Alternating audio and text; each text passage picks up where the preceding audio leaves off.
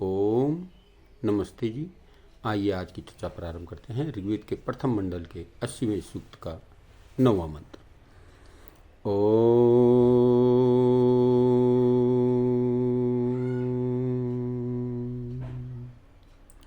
सहस्त्रम साकमर्चत्त परिष्टोभद्विंशतिः सतैन मन्वनो न वुरिन्द्राय ब्रह्मो दत्तमर्चन्ननु स्वराज्यम। सहस्रम हजार, साकम साथ मिलकर, अर्चत स्तुति करो, परि स्तोभत स्तोत्र उच्चारण करो, विंशति 20, सता सैकड़ों ने, ऐनम इसकी, अनु अनोनवु बारंबार स्तुति की है, इंद्राया इंद्र के लिए, ब्रह्म मंत्र रूप स्तुति, उद ऊपर, यतम उठाई गई, वह अनुस्वराज्यम अपने राज्य को, अर्चन प्रकाशित करता हुआ विराजमान है। तो बड़ी सुंदर चर्चा इसमें आई है कि हे मुमुक्ष पुरुषों, आप हजार इकट्ठे होकर इंद्र भगवान की स्तुति करो, 20 इकट्ठे होकर स्तोत्र उच्चारण करो। इसकी सैकड़ों ने बारंबार स्तुति की है। ऋषि महात्माओं ने मंत्र रूप स्तुति की ध्वनि को ऊपर उठाया है। वह इंद्र भगवान अपने राज्य को प्रकाशित करता हुआ विराजमान है। तो इस प्रकार से इसमें चर्चा है कि 1000 लोग इकट्ठे होकर के जो है भगवान की स्तुति करो, 20 लोग इकट्ठे होकर मंत्रों का उच्चारण करो।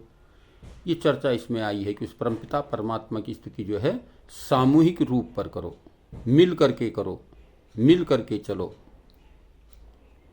क्योंकि सामूहिक प्रार्थना और जल्दी जो है स्वीकार होती है। ये हम अपने व्यवहार में भी देखने को आते हैं कि जहाँ जो है ज़्यादा लोग मिल करके कोई बात रखते हैं तो वो बात जो है जल्दी सुनी जाती है, उस पर अमल किया जाता है।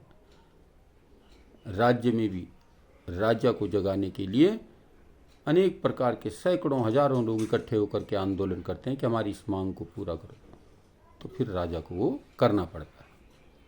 ठीक इसी प्रकार से इसमें भी बात की गई है कि हजार हजार लोग इकट्ठे होकर भगवान इंद्र की स्तुति करो, प्रार्थना करो, उपासना करो, और 20-20 मिल करके जो है मंत्रों का उच्चारण करो, मंत्रों के साथ पाठ करो। तो जो विदेशी लोग ये कहा करते हैं कि भारतवासी बैठ करके और मिलकर प्रभु की प्रार्थना करना ही नहीं जानते, तो उनको जो है इस मंत्र पर विचार कर लेना चाहिए, इस मंत्र को देख लेना चाहिए कि हमारे महर्षि लोग जो वेदों का अभ्यास करते थे वे सब इस बात को जानते थे। एकांत में बैठकर वनों में भी ध्यान करते थे और सभा समाजों में मिल करके भी इकट्ठे बैठ करके प्रभु की प्रार्थना किया करते थे। तो ऐसा नहीं है कि भारतवासी न जानते, बल्कि भारतवासियों से ही जान करके और जो लोगों ने जो है ये कार्य करना प्रारंभ किया, मिल करके प्रार्थना करनी प्रारंभ की। तो बहुत ही सुंदर चर्चा इसमें है कि सब मिल करके आओ, मिल करके बैठो और मिल करके उस परमपिता परमात्मा की स्तुति, प्रार्थना और उपासना करो। मिल करके कार्य करने में बड़ा बल होता है।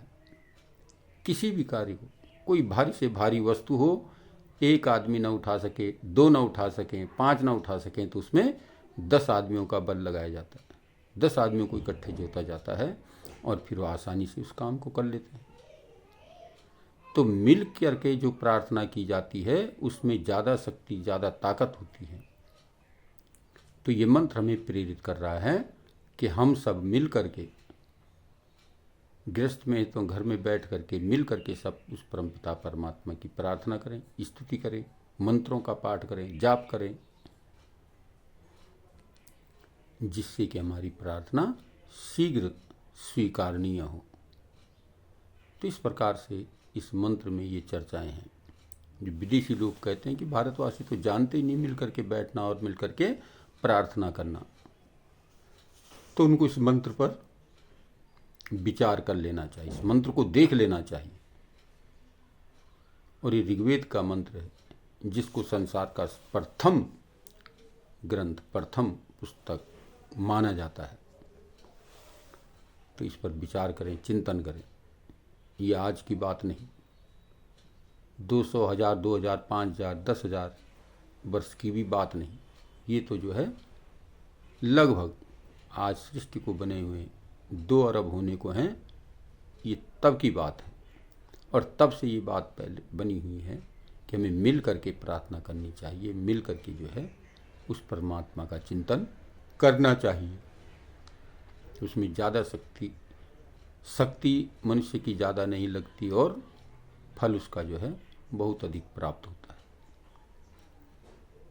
तो हमें परिवारों में, समाजों में मिल करके स्तुति, प्रार्थना और उपासना उस परमपिता परमात्मा की करनी चाहिए, जिससे सबको लाभ मिल सके और सब अपने जीवन को सफल और सार्थक कर सकेंगे।